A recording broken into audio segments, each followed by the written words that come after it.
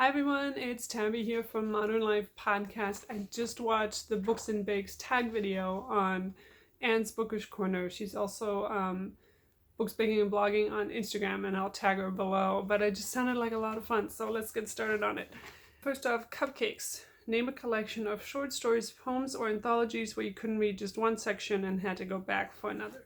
So I chose Moto Hagio's A Drunken Dream. You can see the artwork is incredible. It looks so nice on my shelf. She's an award-winning mangaka as well. I mean, look at this. It's just so gorgeous. This is a really good one. Next up, Lemon Pound Cake. Name a book that has 400 pages or more that you considered a comfort read and a classic. I'm gonna have to cheat with this one. Comfort reads to me are Northanger and Persuasion. Each of those I've read 3 times, but neither of them are that long, unfortunately. So, with the exception of Emma and Mansfield Park, I've read all the Jane Austen books multiple times, and I'm just gonna put them all out here, and together they are more than 400 pages. So, I'm cheating, but that's what it's gonna have to be. Red Velvet Cake. Anne had a really funny take on this when she said she doesn't like red velvet cake, and I'm with her on this. Most of the time it's just all red food coloring, a little bit of cocoa. Red velvet cakes they can be a scam. If you like them, go ahead and eat them. Name a book that you thought was one thing but ended up being something completely different. I have Tinker Tailor Soldier Spy by Jean Le Carré. This is the 5th book in the series, and I read them all in order, and I took a break after this one.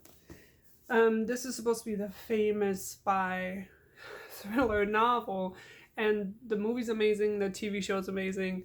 This book is not amazing! Oh, and I loved all the other ones in the series. This book is so boring and poorly written, and it really comes through that he does not know how to write women in any capacity, which the show and the movies do a much better job with. Oh, sorry. I'll keep reading all the other ones. I'll get back to it, especially when I finish the Carla trilogy, but I'm taking a break after that one. Chocolate chip cookie dough. Name a book or a book series that you can read over and over again, even though you know that it's bad for you. I don't have anything for this. I would not reread a book if it was bad for me or I didn't like it. I already have so many books that I need to read constantly. Rereading something is a really precious time for me. Like, I recently reread Momo and The Never-Ending Story and some other childhood books or series that meant a lot to me, so the book would have to be really special in order for me to reread it. Apple Pie a la Mode. Name a book that was really good but could have been better with a little bit of ice cream.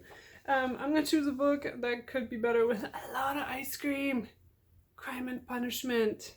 Yeah, this book, oh my gosh, this is such a beautiful addition to, I love this. This book is a lot of work. You're gonna need a lot of ice cream to get through it, but it's gonna be so worth it. Has one of my favorite literary couples in it ever. They're just so cute, and they start like a publishing company later on in life, and I'm like, that's my dream. I love them so much. Gingerbread cookies. Do you like your gingerbread cookies crunchy or soft? I'm gonna go with crunchy. If I wanted something soft, I probably wouldn't go with gingerbread. I would go with Lebkuchen. That's better soft, which is what the gingerbread is made out of in the original German version of Hansel and Gretel. It's not important. Never mind. If you like your cookies crunchy, more like ginger snaps, name a book that you finished but that you wanted to throw at a wall or snap. Oh, this one is gonna have to be Lolita. It was very difficult to get through this. I did the audiobook by Jeremy Irons, which I can only recommend. His voice is amazing. His French accent was actually really good as well. Didn't annoy me in any way. I think my problem with this book is especially the way people interact with it and the way every person making this into a movie thinks it's a romance. I don't consider the continual rape of children romantic, but that's just me. And there's a lot of really graphic content in the book, and while it is really well written, I could not ever condone it on a list of must read these books, because I think that what really show a lack of empathy, because this is the reality for a lot of people. It's not a fun fantasy, and it's not written that way either, so I don't understand where people are getting all these ideas from reading this book. It's really a strong indicator that we are living in a rape culture, and in a culture that still finds these things sexy and hot, because the author makes it very clear that it's not acceptable. Which, I don't know, people don't take it that way, which is concerning. Brownies, are you a corner piece or a middle piece? I'm gonna go with the middle. I don't want the crunchy outsides, I want all the gooey stuff. If you're a middle piece, name a book that kept you in the feels the entire time. This could mean a lot of things. I just went with The Blue Castle by L. Montgomery.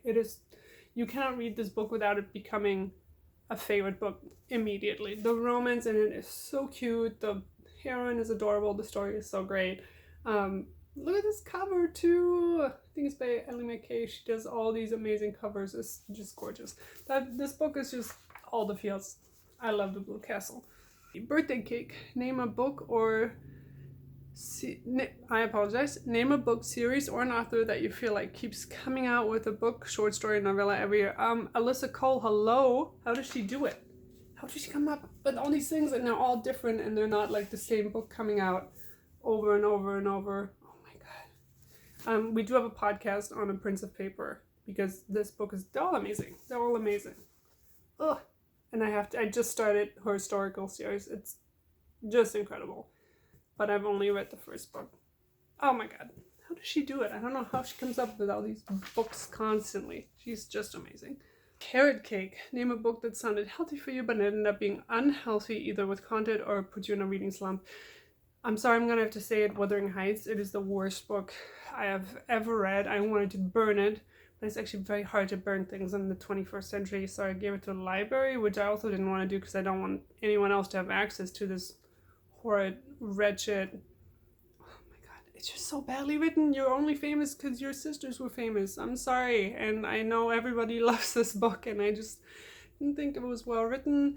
I think Emily Bronte is like a Hot Topic goth who thinks she's so edgy because she's constantly talking about when the animals are being abused. In her one book she wrote, she didn't write anything else.